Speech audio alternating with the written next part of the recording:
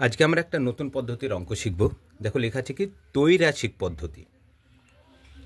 আমাকে এই ত্রৈরাশিক পদ্ধতিতে অঙ্ক করার আগে আমাকে জানতে হবে ত্রৈরাশিক পদ্ধতি কাকে বলে। দেখো ত্রৈরাশিক এই কথাটার মধ্যে দেখো আছে, দেখো পদ্ধতি বোঝা যাচ্ছে এটা একটা পদ্ধতি। এখন ত্রৈরাশিক কথাটার অর্থ কী, তো আমি এখানে লিখে দেখাচ্ছি, লিখে নিই ত্রৈরাশিক।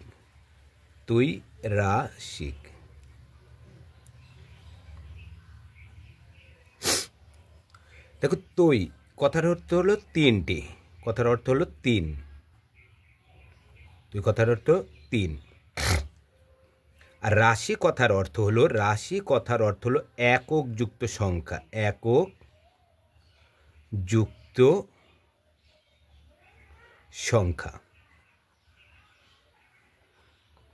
মনে হবে ত্রৈরাশিক কথা, তাহলে ত্রৈরাশিক কথাটার অর্থ কী পেলাম? ত্রৈরাশিকে যদি আমরা ভাঙছি তাহলে কী বলছে, তৈ কথার অর্থ হলো তিনটি, আর রাশি কথার অর্থ হলো কি একক যুক্ত সংখ্যা, একক প্লাস সংখ্যা করি আমি এখানটায়, তাহলে আরও সুবিধা হবে। তাহলে একক যুক্ত সংখ্যা কোনগুলো দেখুন, লক্ষ্য করো 30 জন, এখানে কি লিখেছি আমি?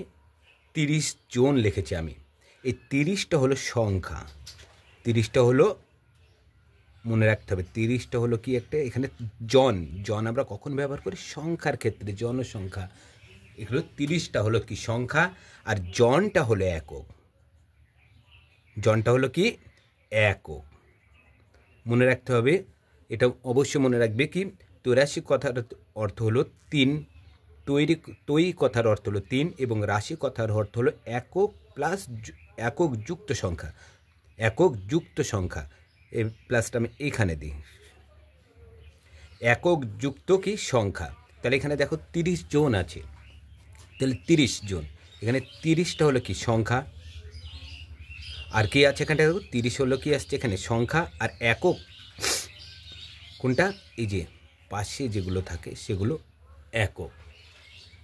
যেমন আমি যদি লিখি 5 টাকা লিখলাম, 5 টাকা লিখলাম, মনে রাখতে 5টা হলো কি দেখো সংখ্যা, আর এইটা কি একক। তাহলে আমরা এখানে হচ্ছে দেখো ত্রৈরাশিক কথাটার অর্থ আমরা এখানে পেয়ে যাচ্ছি। ত্রৈরাশিক কথাটার অর্থ হলো একক যুক্ত সংখ্যা। এখন যে রাশি আমরা ব্যবহার করছি, দেখো এখানে কি বলেছি রাশি, রাশি কথার অর্থ এখানে দিলাম রাশি। আমরা কত ধরনের রাশি ব্যবহার করি মনে রাখতে হবে, রাশি আমরা 2 ধরনের ব্যবহার করি। এক স্থির রাশি,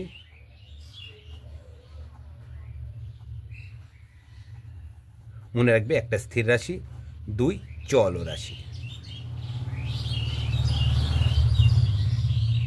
এখন স্থির রাশি কাকে বলে এবং চল রাশি কাকে বলে? তাহলে স্থির রাশি যেটা দেখো কথার মধ্যে আছে, স্থির কথার স্থির মানে কি যেখানে থেমে থাকবে, স্থির যেখানে থামবে। আমি সবার কাছে আমি লক্ষ্য করলাম, কোনো স্কুলের ছাত্রদের কাছে লক্ষ্য করলাম যে সমস্ত ছাত্রদের কাছে একটা করে পেন আছে। দেখো প্রতিটা ছাত্রের কাছে একটা করেই পেন আছে, প্রতিটা ছাত্রের কাছে আমি সার্ভে করলাম, দেখো স্কুলে যে সব ছাত্রের কাছে কতগুলো করে পেন আছে আমাকে দেখতে দিয়েছে, যে কতগুলো করে পেন আছে, প্রতিটা ছাত্র কটা করে পেন নিয়ে আসে। আমি সার্ভে করলাম, লক্ষ্য করলাম যে সবারই কাছে একটা করে পেন আছে। এটা হলো স্থির। ওই যে এক সংখ্যা দেখো সবার মধ্যে কি একই পরিমাণে থেকে যাচ্ছে, এটা কিন্তু কারো কাছে কোনোভাবে পরিবর্তন হচ্ছে না। দেখো একটা করে পেন সবার মধ্যে আছে, এটা হলো স্থির রাশি। আর চলরাশি কাকে বলছে? দেখো এখানে বলছে 30 জন লোকে 15 দিনে কাজ সময় লেগেছে, কিন্তু 25 জন, দেখো এটা চলছে, ছিল কতজন? 30 জন। এটা কি দেখো সংখ্যাটা কি হয়ে যাচ্ছে, পরিবর্তন হয়ে যাচ্ছে। এইগুলো হলো চলরাশি। আবার এরকম দেখাতে পারি, দেখো হচ্ছে বললো 5 কেজি চাল, 5 কেজি চালের দাম আমি বললাম হচ্ছে 100 টাকা। আমাকে বললো এখান থেকে 10 কেজি চালের দাম বের করো, 10 কেজি চালের দাম আমাকে বের করতে পারলো। দেখো এখানে রাশিটা কি চলছে দেখো পরিবর্তন। এখানে চলছে মানে হেঁটে যাচ্ছে না, পরিবর্তন হচ্ছে।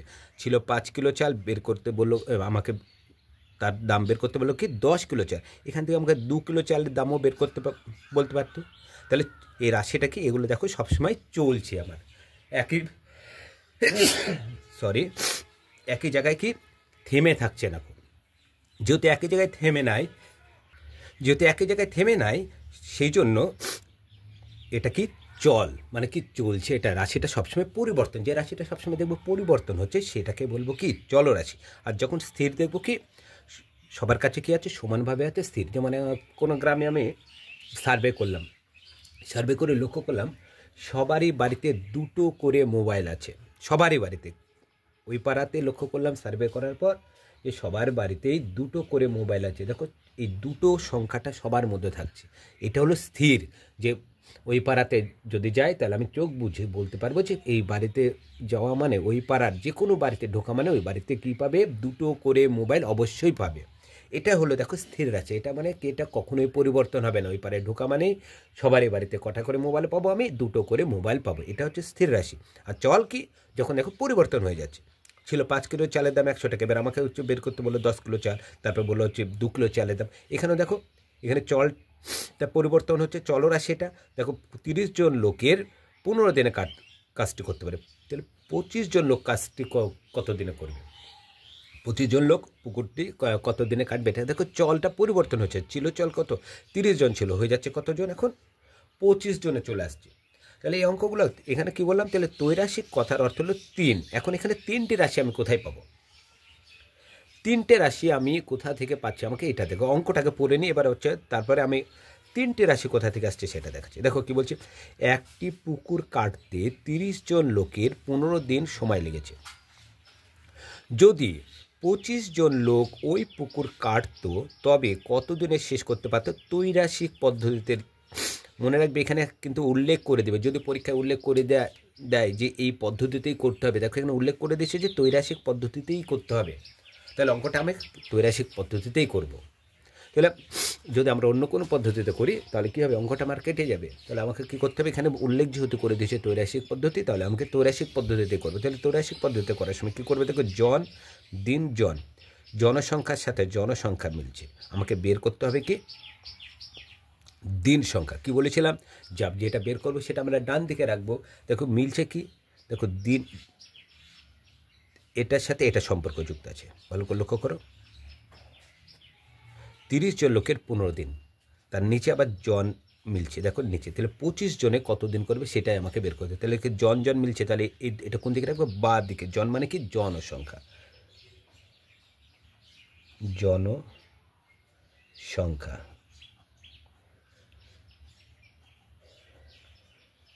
আর একটা কি আসছে, দিন সংখ্যা।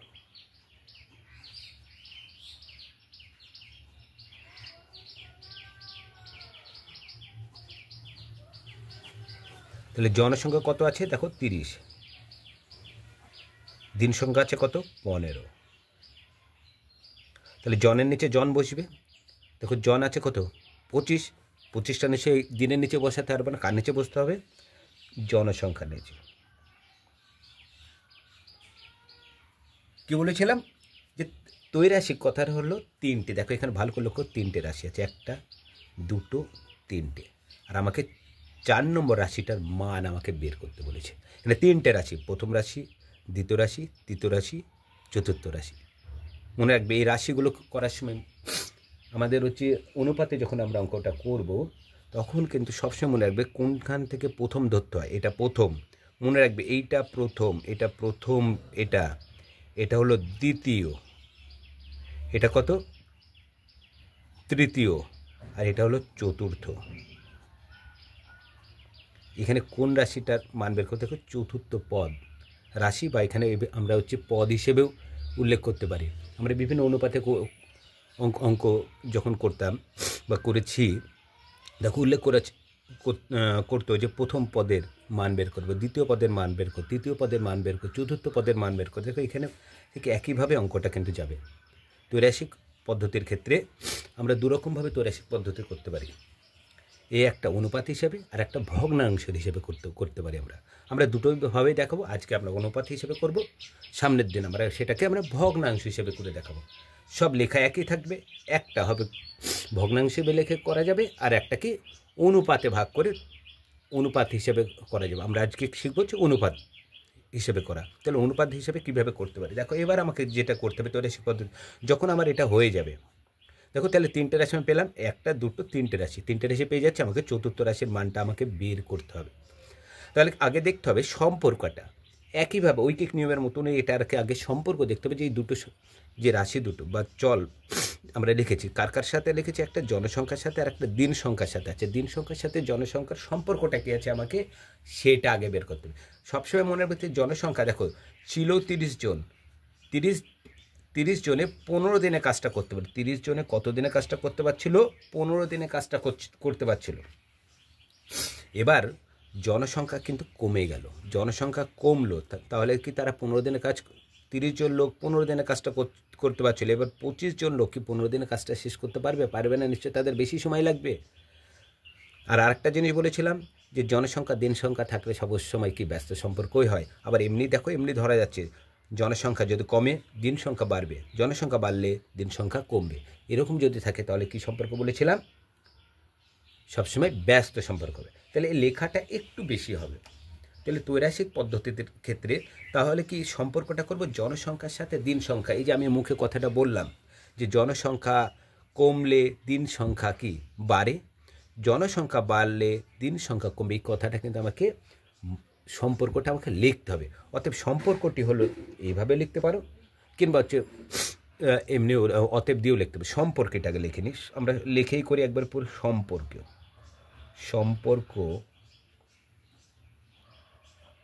সম্পর্কটি হলো, এখানে কি লক্ষ্য করছি, তাহলে আমরা যা লক্ষ্য করছি সেটাই আমাকে সম্পর্কতে লিখতে হবে। কি, জনসংখ্যা যদি বাড়ে দিন সংখ্যা কি হয়? কমে। আবার জনসংখ্যা যদি কমে দিন সংখ্যা বাড়ে। এই কথাটাই মানে এই যে ব্যস্ত সম্পর্কটা কেন হবে সেই কথাটা আমাকে খাতায় লিখে দেখাতে হবে। ব্যস্ত সম্পর্ক জনসংখ্যার সাথে দিন সংখ্যা কেন ব্যস্ত সম্পর্ক সেটা আমাকে লিখে দেখাতে হবে। কী লেখে কেন কী লিখবো? তাহলে জনসংখ্যার সাথে দিন সংখ্যা কীভাবে কেন ব্যস্ত হয় সেটাই আমাকে লিখতে হবে। আমরা জানি, কিংবা এমনিও লেখা যায়, আমরা জানি না লিখে, জনসংখ্যা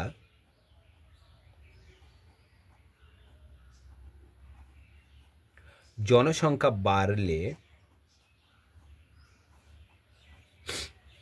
দিন সংখ্যা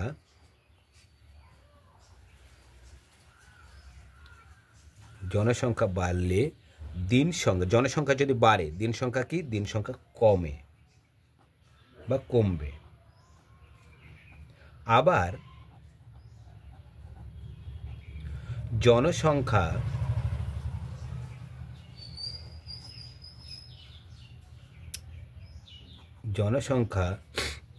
কমলে দিন সংখ্যা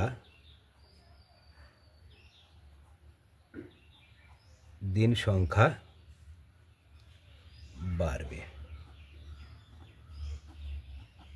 দেখো উল্লেখ করে দিলাম কেন আমাদের এই দুটোর মধ্যে এই ব্যস্ত সম্পর্ক হবে, কেন হবে, যেটা আমি বারবার মুখে বলছিলাম সেটা আমাকে খাতায় লিখে দেখাতে হবে।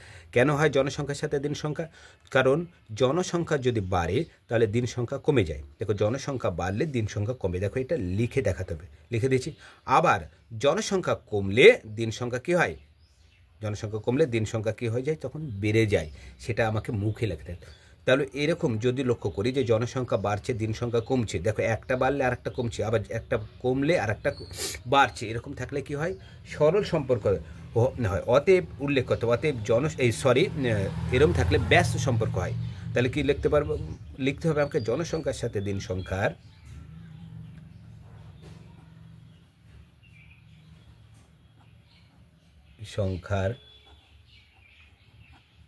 সাথে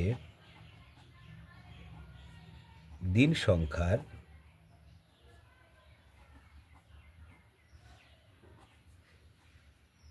কি সম্পর্ক? ব্যস্ত সম্পর্ক।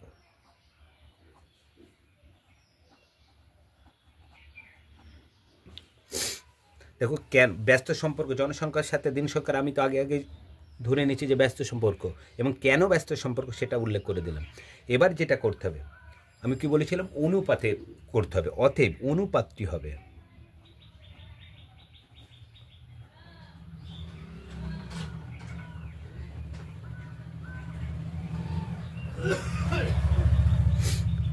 সরল ব্যস্ত সম্পর্ক করার সময় সবসময় মনে রাখবে, দেখো প্রথম ইস্টু দ্বিতীয়, এটা দেখো প্রথম ইস্টু দ্বিতীয়, প্রথম ইস্টু দ্বিতীয়, জিজ্ঞাসা চিহ্ন আছে দেখো এখানটায় কোথায়, চতুর্থ জায়গায়, ব্যস্তর বেলায় আর সরল বেলায় এই অনুপাতের জায়গাটা একটু মনে রেখে করতে হবে, তাহলে তোমার অঙ্কটা এমনি হয়ে যাবে।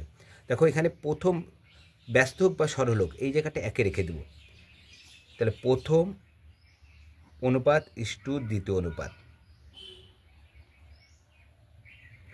Double is to. তারপর দেখো হিসাবে আসার কথা তৃতীয় ইস্টু চতুর্থ হওয়ার কথা, কিন্তু যখন ব্যস্ত হয়ে যাবে চতুর্থ ইস্টু তৃতীয় দিয়ে দেবো। চতুর্থটা কোথায় যাবে, 3 নম্বর জায়গায় চতুর্থটা দেখো জিজ্ঞাসার চিহ্ন, আর 4 নম্বরে চলে আসবে কি তৃতীয়টা। এটা অবশ্যই মনে রাখবে, ব্যস্ত সম্পর্কের বেলায় 3 নম্বরের জায়গাটায় কোনটা চলে যাবে, চতুর্থ পদটা 3-এ চলে আসবে। দেখো প্রথম দ্বিতীয় তৃতীয় চতুর্থ, আমাকে বের করতে হবে কি তৃতীয় সমানুপাতি। দেখুন এটা সেই তৃতীয় সমানুপাতি হিসাবে আমরা অঙ্কটা বের করতে পারি।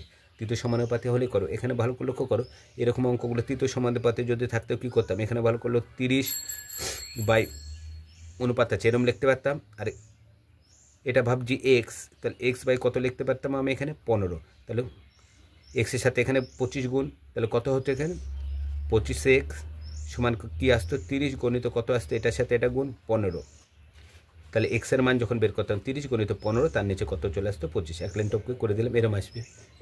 তাহলে কি তৃতীয় পদটা চলবে, এখানে আমার কোন পদটা বের করতে হবে, তৃতীয় পদটা বের করতে হবে। তৃতীয় পদে কী আছে, দিন সংখ্যা।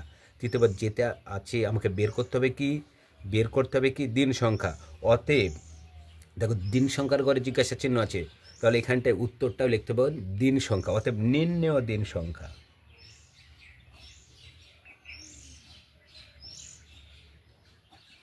নির্ণেয় দিন সংখ্যা। তা কীভাবে করলাম, অনুপাতটা কোনটা ছিল কোনটা নিচে আসছে ভালো করে লক্ষ্য করছো, তো ব্যস্ত যদি সম্পর্ক হয় তাহলে তৃতীয় সমানুপাত বের করতে হবে। তাহলে তৃতীয় সমানুপাত যখন বের করব, দেখো 30 এর ফর্মুলা হলো তৃতীয়র বেলায় প্রথম চতুর্থ আর বাই এখানে কত আসবে 25টা নিচে আসবে। তাহলে এখানে কীভাবে সাজাতে পারি, 15 গণিত 30 নিচে কত 25। মনে রাখতে হবে 3 নম্বর, এটা হচ্ছে দেখো 3 নম্বর জায়গায় জিজ্ঞাসা চিহ্ন আছে, তার মানে এখানে আমি বের করছি তৃতীয় সমানুপাতি। আর তৃতীয় সমানুপাতির হচ্ছে কি ফর্মুলা কি বললাম, প্রথম পদ গণিত প্রথম গণিত চতুর্থ বাই দ্বিতীয়, প্রথম গণিত চতুর্থ বাই দ্বিতীয়। কিংবা এরকম যদি না পার, এখানে দেখো এই শর্তটি আমরা চলে আসতে পারি।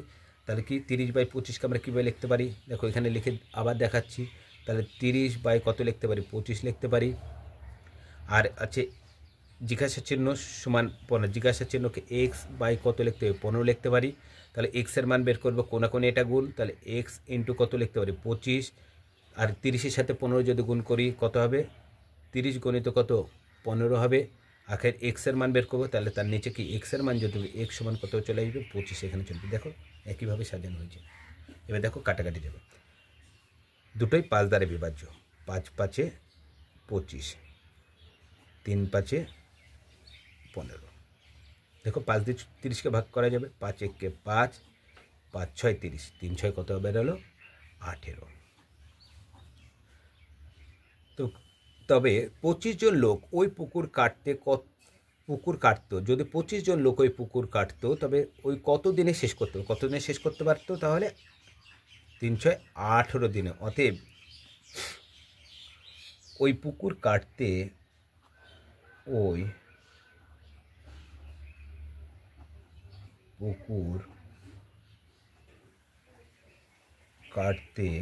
কতজনের 25 জন লোকের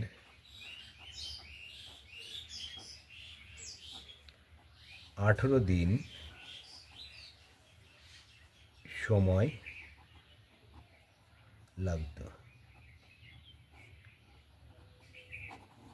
দেখো এখানে যখন 30 জন ছিল 15 দিন, 25 জনের লাগছে কত দিন 18 দিন। এখানে দেখো সম্পর্কতে ধরা যাচ্ছে, দেখো জনসংখ্যা বাড়লে দিন সংখ্যা কমে, আর জনসংখ্যা কমলে দিন বাড়ে। দেখো জনসংখ্যা কমে গেছে, দেখো দিন 15 ছিল, হয়ে যাচ্ছে কত 18, তাই না? দেখো ছিল 15 জন, এই সরি ছিল কি 25 জন লোক যখন করছিল, তখন দেখো আফসাপ কি 3 সংখ্যাটা কি বাড়তে লাগলো। তাহলে ত্রৈরাশিক পদ্ধতি আমরা এইভাবে করতে পারি। ত্রৈরাশিক পদ্ধতি করার সময় কি, দেখো আমাকে ত্রৈরাশিক পদ্ধতি কাকে বলে, ত্রৈরাশিক কথার অর্থ সেটা আমি লিখে দিলাম। তাহলে আমরা এখানে করলাম কি, এটা হচ্ছে অনুপাতে করলাম, সেজন্য দেখো অনুপাতটি হবে। এটাকে আমরা ভগ্নাংশ হিসাবে করতে, ত্রৈরাশিক পদ্ধতির সবথেকে যে তোমাদের হচ্ছে সবথেকে হচ্ছে যে অঙ্কগুলো একটাও ভুল হবে না, সেটা হচ্ছে ভগ্নাংশ হিসেবে করলে। ভগ্নাংশ হিসেবে করলে কোনো অঙ্ক ভুল হয় না।